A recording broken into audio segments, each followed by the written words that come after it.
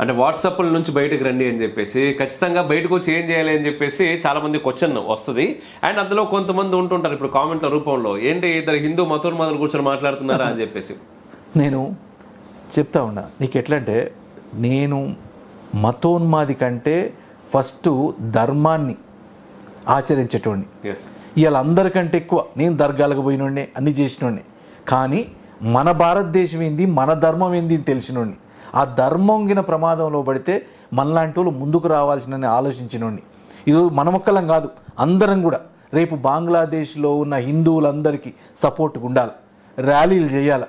దీన్ని మనం ప్రతి ఒక్కరికి మీకు ఒక బ్రదర్ లాగా మేము సపోర్ట్ ఉన్నామని తెలియజేయాలి. ఎందుకంటే బంగ్లాదేశ్ అంటే ఎక్కడోళ్ళు దూరం వాళ్ళు కాదు, మన కాంచి విడిపోయిన వాళ్ళు, మన దగ్గర మనతో బతికిన వాళ్ళు. అట్లాంటి వాళ్ళు ఈరోజు ప్రమాదంలో పడతా ఉన్నారు. వాళ్ళకి స్వాతంత్రం రావడానికి కారణం కూడా భారతదేశం.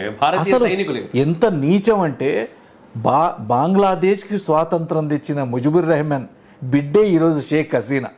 షేక్ హసీనా ఇంటి మీద దాడి చేసి షేక్ హసీనా అండర్ గార్మెంట్స్ ఏదైతే ఉన్నాయో వాటిని డిస్ప్లేలో పెట్టి చీరలతో సహా బయటికి తెచ్చినంటే ఇక ఏ మతం అండి చెప్పేది?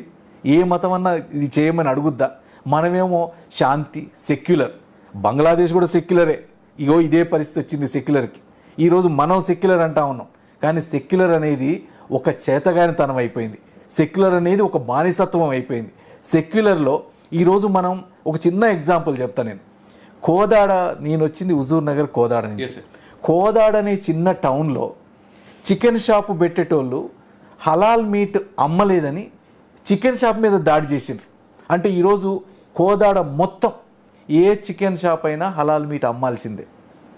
అంటే ఏం జరుగుతూ ఉంది ఇది? అంటే ఏం మైనారిటీ, ఏం సెక్యులరిజం, ఏంది మనం చేస్తున్నాం? ఈ దేశం ఎడిపోతా ఉంది. దీని గురించి వార్త వచ్చినా కూడా ఏ ఒక్కరు మాట్లాడు, మాట్లాడతారు. ఇప్పుడు హలాల్ ఎకానమీ అనేది ఎంత పెద్ద ఎకానమీగా తయారవుతుంది, ఆన్ పార్ విత్ గవర్నమెంట్.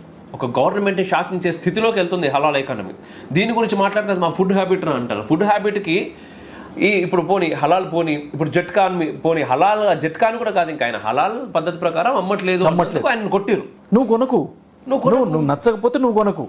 రేపు కెమెరాలు పెట్టుకొని ప్రతి షాపుకు పోయి మీరు హలాల్ మీటా కాదని అడగండి ఒక్క మాట కోదాళ్ళు. అంటే ఏం చెప్తారో చూద్దాం.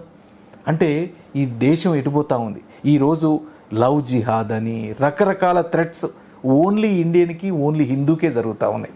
మిగతా ఎవరికి జరగట్లేడా. మిగతా అందరూ ప్రశాంతంగా బతుకుతూ ఉన్నారు, మిగతా అందరూ చాలా మంచిగా ఉంటా ఉన్నారు. కానీ మనం మాత్రం రోజు కానీ నాకు అనిపించింది, మనం సరే ఎలక్షన్సా, రాజకీయాలా ఇవి కాదు, ఖచ్చితంగా మనం మేల్కొల్పాల జనాన్ని.